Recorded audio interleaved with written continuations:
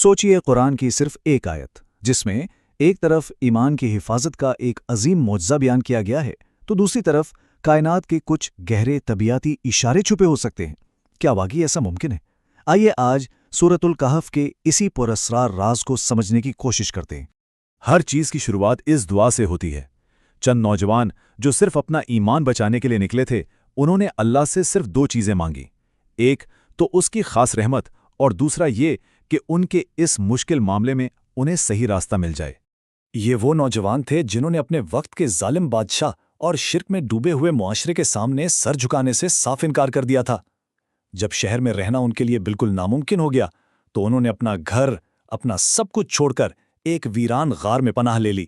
اور پھر اسی غار کے اندر اللہ کی ایک نشانی ظاہر ہوتی ہے، ایک ایسی آیت جو صرف ایک منظر نہیں دکھا رہی بلکہ صدیوں سے مفکرین کو، دانشوروں کو غور و فکر کی دعوت دے رہی ہے۔ اچھا، تو اب ذرا اس آیت پر غور کرتے ہیں۔ اللہ تعالیٰ یہاں سورج کی حرکت کی ایک انتہائی پریسائز یعنی بالکل ٹھیک تفصیل دے رہا ہے۔ جب سورج طلوع ہوتا ہے تو غار کے دائیں طرف سے جھک کر گزر جاتا ہے، اور جب غروب ہوتا ہے تو بائیں طرف سے کٹ کر نکل جاتا ہے، اور وہ نوجوان وہ بالکل محفوظ غار کے ایک وسیع اور کھلے حصے میں آرام کر رہے ہیں۔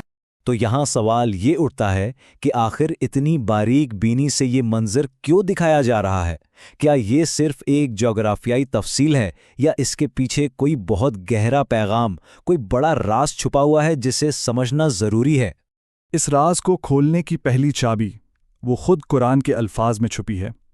آئیے ان 3 خاص عربی الفاظ کو سمجھتے ہیں جو اس آیت کی بنیاد ہیں۔ پہلا لفظ ہے تزاورو۔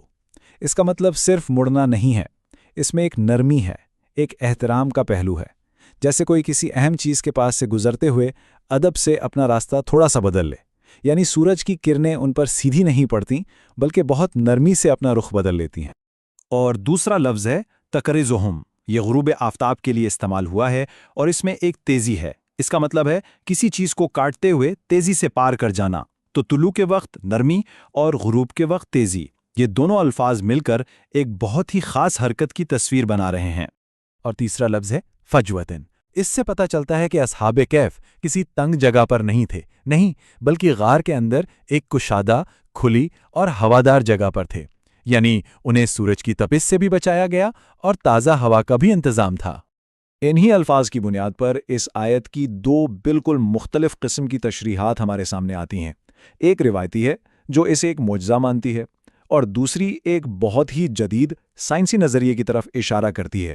جو روایتی اور متفقہ تشریح ہے وہ یہ ہے کہ یہ اللہ کا ایک کھلا معجزہ تھا۔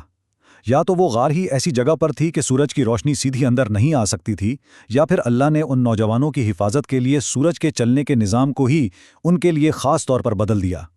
مقصد صرف ایک تھا، ان کے جسموں کو صدیوں تک گلنے سڑنے سے محفوظ رکھنا۔ لیکن اب آئیے ایک بہت ہی دلچسپ جدید نظریے کی بات کرتے ہیں۔ یہ ایک تحقیقی مقالے میں پیش کی گئی ایک قیاس آرائی ہے، لیکن یہ سوچ کے نئے دروازے کھولتی ہے۔ ہم اسے یہاں صرف ایک علمی نظریے کے طور پر پیش کر رہے ہیں۔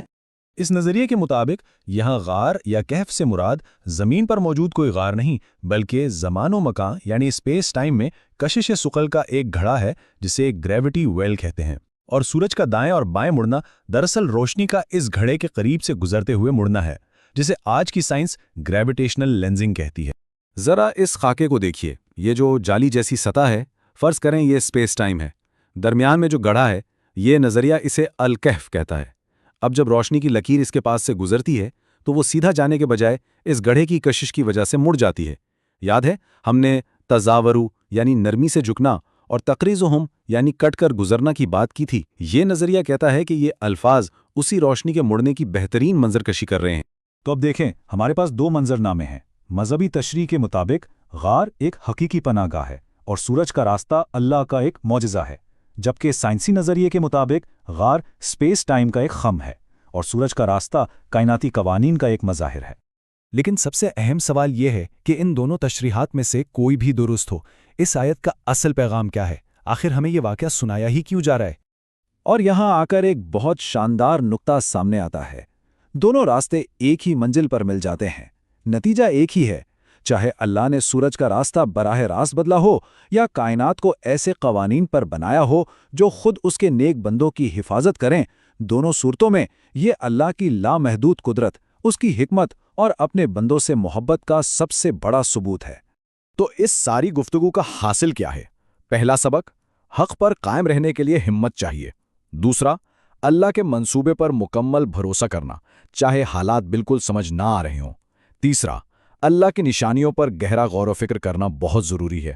اور آخری اور سب سے اہم بات، جو سچے دل سے ہدایت مانگتا ہے اسے راستہ ضرور دکھایا جاتا ہے۔